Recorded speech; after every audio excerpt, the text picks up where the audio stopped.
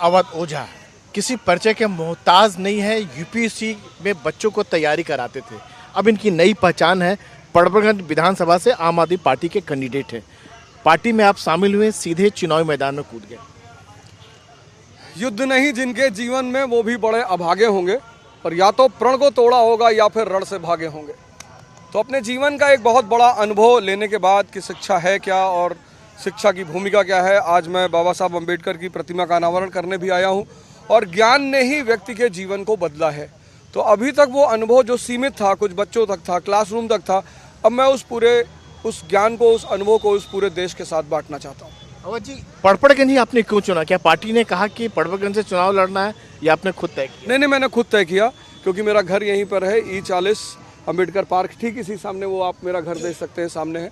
और चूंकि मेरे बहुत सारे लोग, मेरे दोस्त यहाँ पर रहते हैं, और शुरुआती दिनों में जब मैं दिल्ली आया तो यहीं रहा करता था, 7-8 महीने मैं यहीं पे ही था।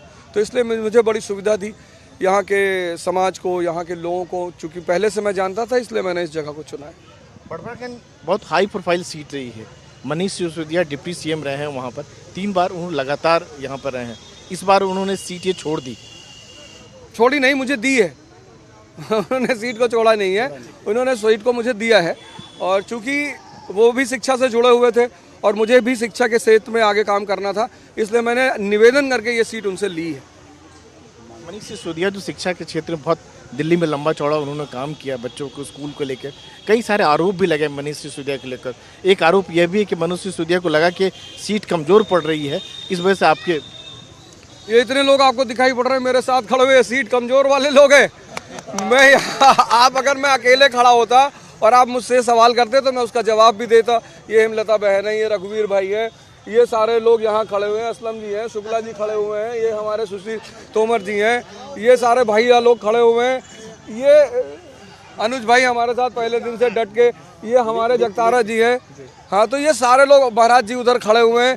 तो ये सारे लोग पहले दिन से, मतलब कोई भी आता, आम आदमी पार्टी की तरफ से कोई भी आता, हम कहीं से भी बुला लेते किसी को, ये सारे हमारे जो कार्यकर्ता हैं और आंदोलन के समय के कार्यकर्ता हैं, उनको पार्टी से ज़्यादा मतलब है, जिन्होंने इस पार्टी को जन्म दिया है। फासला जो है पिछली बार बहुत कम रहा था बीजेपी और आपकी बात, करीब 3000 का। मैच में ऐसा अक्सर होता है, मैच जब होता है तो ऐसा कभी कभी मैच टाई भी हो जाता है, लेकिन जीत को ही असली चीज़ मानी जाती है। तो फासला कुछ भी हो, जब गेम में वर्ल्ड कप जो जीतेगा वही विजेता है।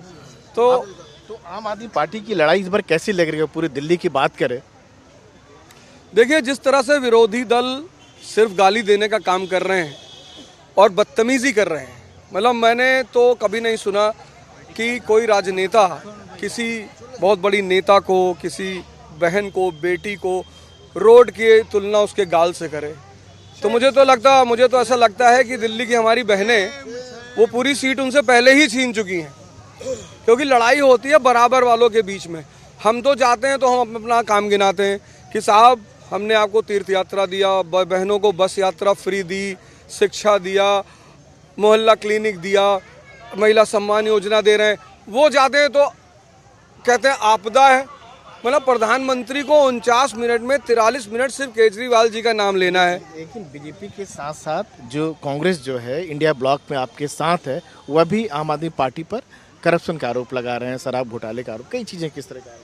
मैंने तो खैर अभी तक सुना नहीं है, मैं कोशिश करूंगा। आजकल मैं 14-15 घंटे विधानसभा में रहता हूं, तो ना तो मुझे न्यूज़पेपर पढ़ने का टाइम मिलता है, ना मुझे न्यूज़ देखने का टाइम मिलता है, पर मैं पढ़ने के बाद इस पर गंभीर चर्चा करूंगा आपसे।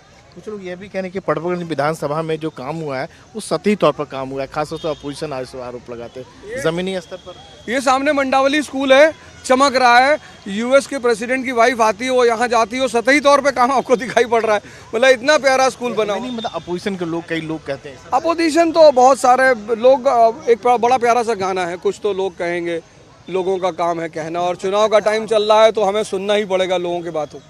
यहाँ क्या काम करेंगे पड़बरगंज विधानसभा में, क्या आपके लिए? देखिए मैंने 2-3 पर्सनल अपनी तरफ से काम निकाले हैं। जैसे मैंने देखा यहाँ पार्किंग की बहुत बड़ी समस्या है, मतलब एक बहुत बड़ी समस्या है, पार्किंग है, जाम है, इन सब चीज़ों की एक समस्या है। तो सरकार जितनी योजनाएं ला रही है, सरकार पहले से ही, जनता इतनी खुश है कि भैया हमको वादा किया था वो चीज़ें हमें मिली हैं। मैं अपनी तरफ से व्यवस्था करूँगा कि जाम किसी तरह से ख़त्म हो और पार्किंग की समस्या दूर हो। और सबसे बड़ी बात, मैं पटपटगंज को एक एजुकेशनल हब बनाने जा रहा हूँ कि यहाँ के किसी भी परिवार को कोचिंग की फीस ना देनी पड़े। मैं जिस दिन इलेक्शन खत्म होगा उसके ठीक 1 हफ्ते के बाद एक सेंटर यहाँ लॉन्च करने जा रहा हूँ। बच्चों को काउंसलिंग दी जाएगी, गाइडेंस दिया जाएगा और कोचिंग दी जाएगी। पटपटगंज के बच्चों को फ्री दी जाएगी। ये बहुत बड़ी बात कर रहे हैं। छात्रों को लेकर बात करें तो हर जगह समस्या थी। बिहार में भी एक अलग तरह की समस्या है, वहाँ बीपीएससी के छात्रों ने देखा होगा। आप ये कह रहे हैं कि जो पटपटगंज के जितने छात्र होंगे जो रहने वाले, उनको फ्री कोचिंग देंगे आप? काउंसलिंग भी देंगे। काउंसलिंग सबसे बड़ी चीज़, क्योंकि हमारे यहाँ जो प्राइमरी स्टेज होती है तैयारी की, लड़का काउंसलिंग नहीं करता। वो घर से उठता है, सीधे जाता फीस जमा करता है और पढ़ना शुरू कर देता है। जबकि कोचिंग की पहली प्रायोरिटी है काउंसलिंग, कि यार कितने स्टेजेस में तैयारी होती है, पहले स्टेज में क्या करना होता है, तैयारी का मतलब क्या होता है। तो एक जो काउंसलिंग का एटमॉस्फेयर है यहाँ पे, और वो मैं पर्सनल अपने लेवल पे करूँगा। मैं हर घर में जितने बच्चे उनको एनरोल करूँगा, कौन कहाँ तैयारी कर रहा है। और मैं आपको बता दूँ कि मैं इस इलेक्शन तैयारी के दौरान 53 लोगों को, लड़कों को अपने साथ जोड़ चुका हूँ, जो मुझसे यदा कदा मैं बुला लेता हूँ कि आओ मैं बताता हूँ कैसे पढ़ना है, क्या करना है। कोचिंग पर भी कई सारे सवाल उठे थे। इस बार दिल्ली में ही बात करें तो व्यवस्था को लेकर, जिस तरह से बच्चों को रखा जा रहा था, सब देखिए ऐसा बाजारीकरण को लेकर। देखिए बाजारीकरण के बाद जब उठती है, जब भी आप क्वालिटी की चीज़ लेंगे ना, क्वालिटी। पहले क्या होता था कि समाज संस्थाओं को फंड करता था। आश्रम क्या होता था, वहाँ कोई पैसा नहीं लगता था। मान लिया हमने यहाँ एक आश्रम खोला है, तो ये जितना पूरा समाज है ये उस आश्रम को फंड करेगा।